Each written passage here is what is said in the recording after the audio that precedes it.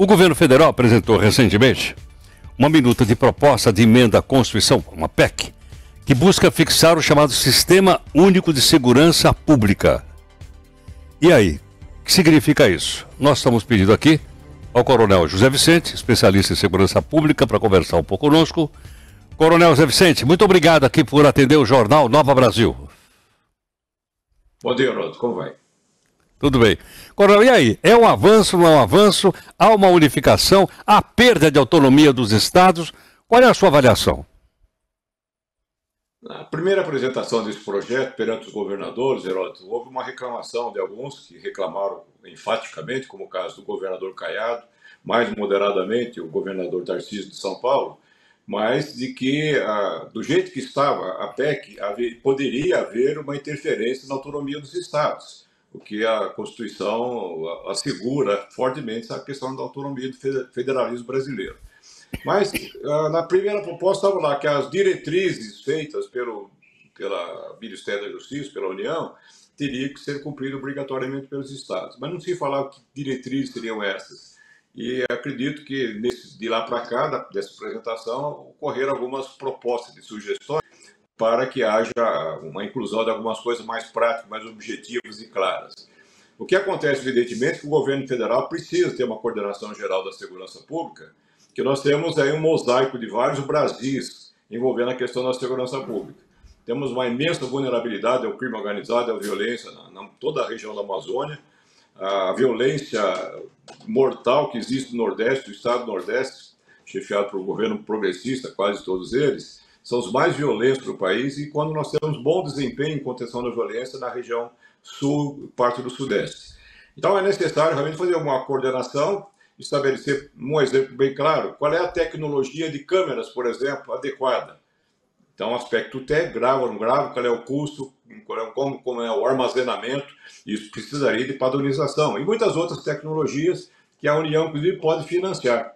Então, a coordenação, eu estive nessa posição em Brasília, como secretário nacional de segurança, e a gente percebe que é necessário algumas questões importantes para fazer uma harmonização daquilo que pudesse ser feito de âmbito federal.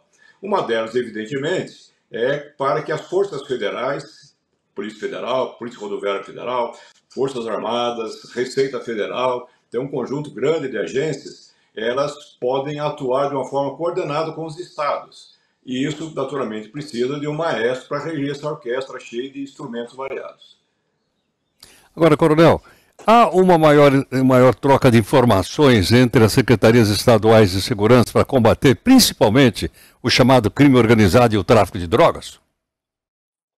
Esse é um dos desafios que existe, né, Rosa? Porque as secretarias de segurança, elas são obrigadas em termos, né, mas a apresentar suas estatísticas, por exemplo, não só estatísticas dessas publicadas normalmente, mas também informações muito relevantes para a questão do controle do crime organizado. Por exemplo, quais são as lideranças que tem em cada estado, quantas facções tem em cada estado.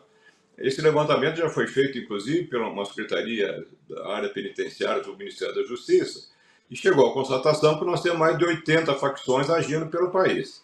A gente pensa só em duas grandes facções, PCC de São Paulo, com o Comando Vermelho do Rio de Janeiro, mas, na verdade, o crime vai se juntando nas esquinas, fazendo quadrilhas e vão impondo terror nos estados.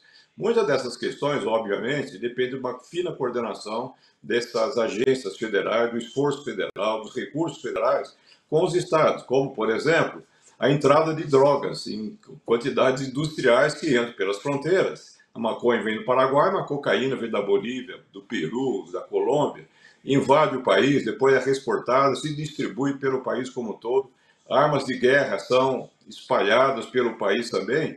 E essa entrada, essa ampliação das ações já é de incumbência federal, sem precisar mexer na Constituição.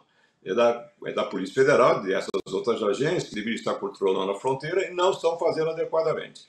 Mas o fato é que, chegando a droga no Rio de Janeiro, elas empoderam 3 facções, chegam às armas em grandes quantidades. Esse ano, mais de 600 fuzis de guerra foram apreendidos pela Polícia do Estado do Rio de Janeiro.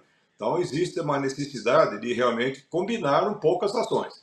A Polícia Federal, aliás, tem feito muito pouco para a questão do crime organizado do Rio de Janeiro, que depende muito da sua filtragem desses produtos que chegam lá e dão poder para as facções. É lógico, existem algumas outras modalidades, Heródoto, que é um crime organizado 100% estadual. É o caso das milícias, por exemplo, do Rio de Janeiro, que é um absoluto descaso das prefeituras e uma incompetência das polícias do estado do Rio de Janeiro. Perfeito. Coronel Zé Vicente, muito obrigado então aqui por sua gentileza em atender aqui o Jornal Nova Brasil. Muito obrigado. Obrigado, Heródoto. Um bom dia a você. Muito obrigado, Coronel Zé Vicente, que você acabou de ouvir aqui, especialista em segurança pública, conversando um pouco conosco então sobre essa minuta de proposta de emenda à Constituição que ele explicou que foi alterada depois que os governadores conversaram e tiveram então reunião com o ministro da Justiça em Brasília.